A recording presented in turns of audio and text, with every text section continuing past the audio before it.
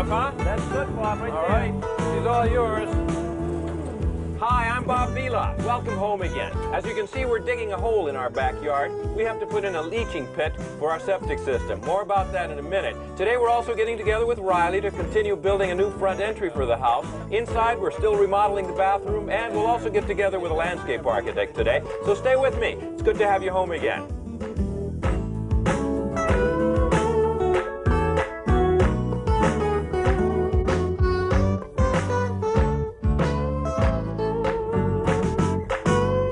Sears presents Bob Vila's Home Again.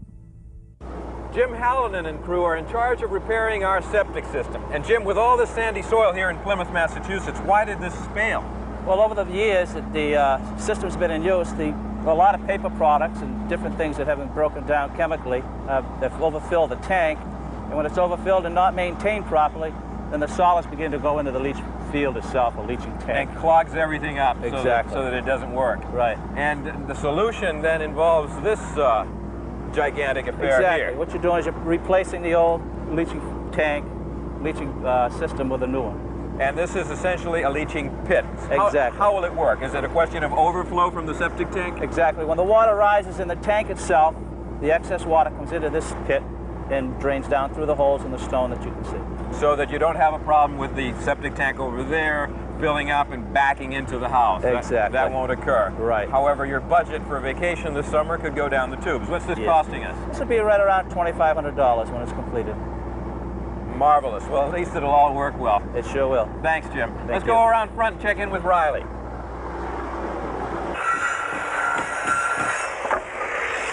Hey, Riley, it's looking good over here. Good, thanks, Bob. Yeah. So you've got one side done. Yes, yeah. And this you've left left the rough sawn side out. side. That's right, yeah. What's the wood? The wood is a native pine, shiplap native pine. And the shiplap refers to the joint. That's how they go together. And basically, if you have the two rough sides to the outside, that means your joint comes together like that, and it's nice and smooth. Yeah. Or you could expose the other side, in which case you'd have the dress side of the pine, but you'd have that V-groove showing up. That's right, yeah. Yeah, so That's you got the inside. V-groove on the inside and smooth on the outside. I like it better that way. Yeah. And now you're working on this side. Yeah, we're in the front. Now, we've got such a large window opening here. Don't you have to worry about this whole frame racking a bit? Yeah, you do. And Once you take this X off. That's right. Well, that'll stay until we're done with this side. Yeah. Normally, with a plywood wall, the plywood is unrackable, so you don't have to worry about that. But we don't have any plywood We don't here. have that here. So what we're doing is, Mark has got it here. He's putting the construction adhesive on all of the frame before this goes on. And when this is nailed, it becomes like one whole truss. This whole wall is one truss. It's like a lamination, because this product is incredible. That's very good, yes. That's what it is. It's a laminate, that's Yeah, right. yeah. And then on the inside, we can look at this wall, for example, and we've got the dressed side of the pine with the V-groove exposed. Right. This will be the finish inside the new entry. So it makes a nice finish. Exactly. We'll paint it. Obviously, that's the reason that we did the structure with Douglas fir 4x4s rather than using 2x4s. Right. And Douglas fir porch boards down on the floor, Yeah. which can also be stained up or painted. Yes. Right? Yeah, just Okay. have to- Well, it looks to me like you've just got a few more boards and you'll be done. Yeah. Is the window here? Windows here, and not too much time, we'll be ready to put it in. Good.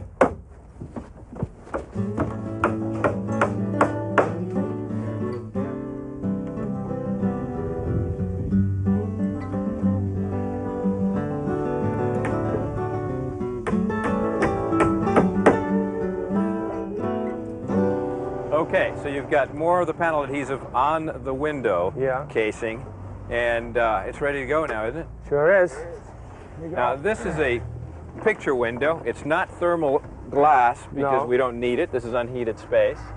And it's made in a local mill not far from here, and it's still pretty expensive, right? Yeah, it was, what was it? I think it was about $500–600, the whole setup. I think it was just under 500. Yeah. Yeah.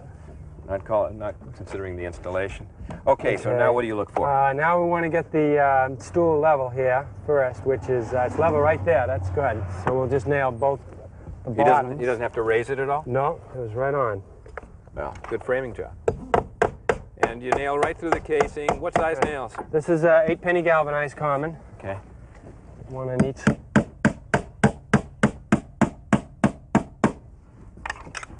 And now we'll plumb it.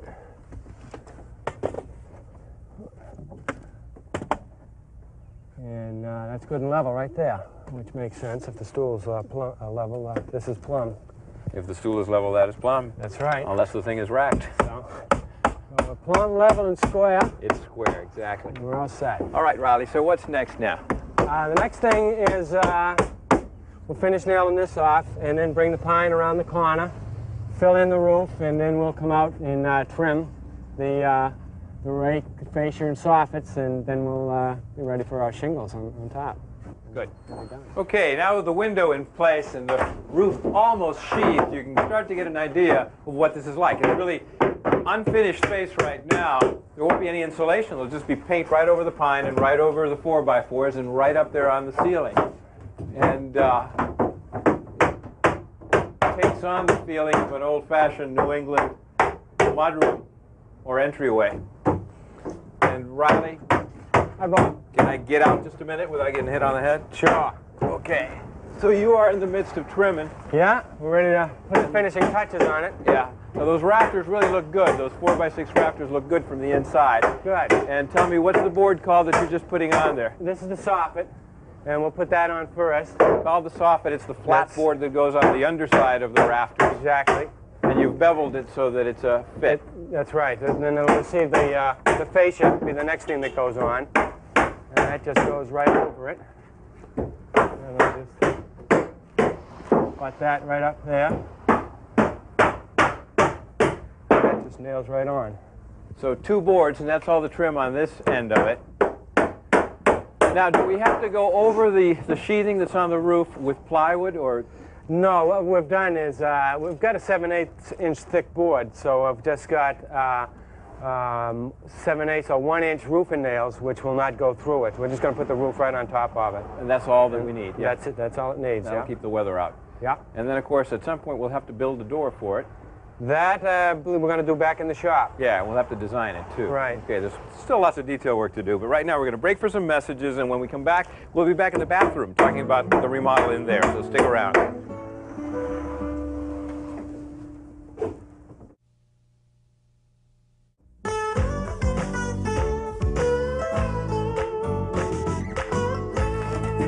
Okay, let's check in with Ed, the plumber now, and you've got our tub in place, Ed. Yes. Hi, Bob. Okay, hi. Okay, that looks pretty good. And it is, of course, a good idea to put some protective wood over the tub. Yes, that protects it from scratches while the rest of the construction's being done. The other trades, for sure. And we finished installing the shower valve with the new water pipes. This is the anti-scald water shower valve, which is legal. Required by law. Right. And then you've got a second lavatory installation here, right? Yes, we've run the hot and cold rough water pipes and the rough drain for it. It's all been inspected by the plumbing inspector, and my job is finished for now. See you in a couple of cement weeks. board should be going up by Mr. Riley. Yeah, he's putting up the cementitious board in a minute. And we've also, as you can see here, got some of the hardware in place for the pocket door that we talked about the other day. We want to be able to separate the bathroom. These are the vertical pieces that just clip right in there and get nailed onto that header material. And once you put them together and have all 4 of them in place, you've got a pocket for a pocket door. Riley, what you got there? Well, I've got this cement board for the tub surround. Okay, this is much better than using a drywall product. Yeah, this is definitely the way to go. And it's it's made out of Portland cement, fiberglass cloth, right, and tape. Water resilient, and it'll stand the test of time. Now, what do you use to nail it? This is just roofing nails to put this on with. Riley, what's the cutout for there? This is, well, we had a rather deep wet well here, and what we've done is taken advantage of it and framed this out so that we can put some bottles of shampoo and kids' toys. It's a good soap, idea, stuff yeah. like that. Take the time to do a little touch like that, and when it's all done, you'll have the extra storage space there, right?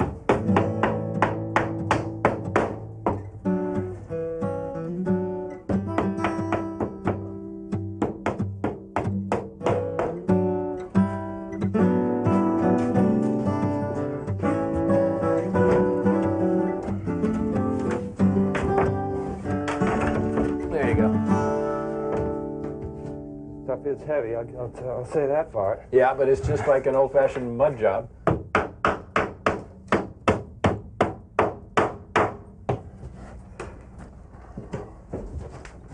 Riley, do you have to put any kind of tape along the joint? I would suggest that you do. We are. We're going to, when we come in and tape this whole thing, we'll tape this joint as well. With duct tape? Yeah, no, with sheetrock joint compound. Okay. We'll get a good seal. seal.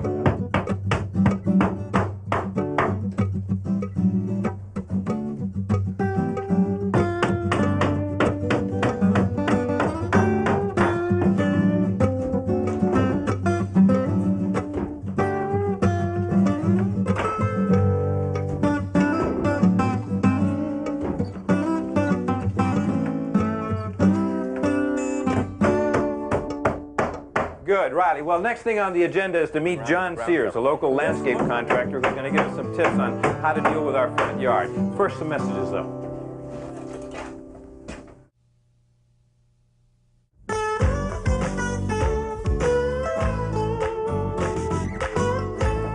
Hi, John. Hi, Bob. How are you? Good to see you. Good to see you. Have you had a chance to take a close look around and see the mess we got here? I've looked around to see pretty well what you have. I think all we have is the builder's original plantings from maybe 15, 17 years ago that have just kind of grown. Yeah, appears to be, and they've been sort of neglected as far as trimming is concerned. These are yew bushes, Yeah.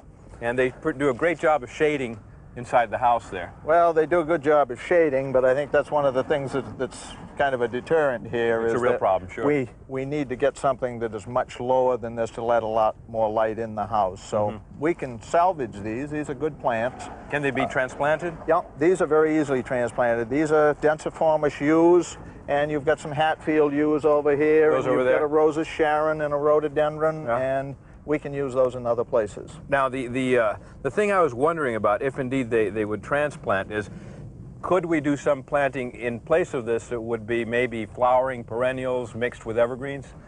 Somewhat, but you have a story-and-a-half house here, and you need to bring it down to the ground. Yeah. If we get too low underneath of the windows, Yeah. we're going to see too much building, house, too yeah. much house, and we're not going to be able to accomplish what we want to with the we'll have to- landscaping. Yeah, you'll have to design something for us. Can we move these closer to the road and try to create a barrier? Notice how many cars go by here. When this was new, I bet you there was half the amount of traffic that you've got now. Well, seems to be a pretty busy street. Yeah. And one of the things that I've noticed is that you have a wide open space here with really nothing to knock the noise down. Exactly, there's no barrier. And I had thought maybe a fence, but if we're talking about being able to move some of the landscape material. Well, what I'd suggest out here is some type of a lattice fence. A lattice fence would kill more of the noise than just a rail fence or something like that. If we had a couple of freestanding sections of lattice out here, combined with the plants that you have back there to tie them to the ground, I think that would work. I like that idea, mixing some hardscape fencing with some landscape. Yeah. If plants are at least as high as the wheels of cars, it's pretty effective as far as knocking down the noise. It's the tire on the road contact. Okay. That's the noise that you hear. So Sure. if we can soak up some of that with the shrubbery, I'm sure that'll. I was wondering if that big evergreen that's on the corner of the house could also be used closer to the edge of the road. Well, I've looked at that, Bob, and that's a native juniper and is of the cedar family. Uh-huh. And those can be moved, but only when they're small plants or when they can be dug in heavy soil. Uh-huh. And from the sand that we see out in the backyard from the excavation of the septic system, you've got nothing but pure sand here. So a root ball just wouldn't. a root ball wouldn't hold. probably is not going to work. In sandy soil like this, this will develop a taproot and also some horizontal roots, and we'd need to cut those in order to move it. Could So you I just don't trim think it back so that you wouldn't shade the window down here as much?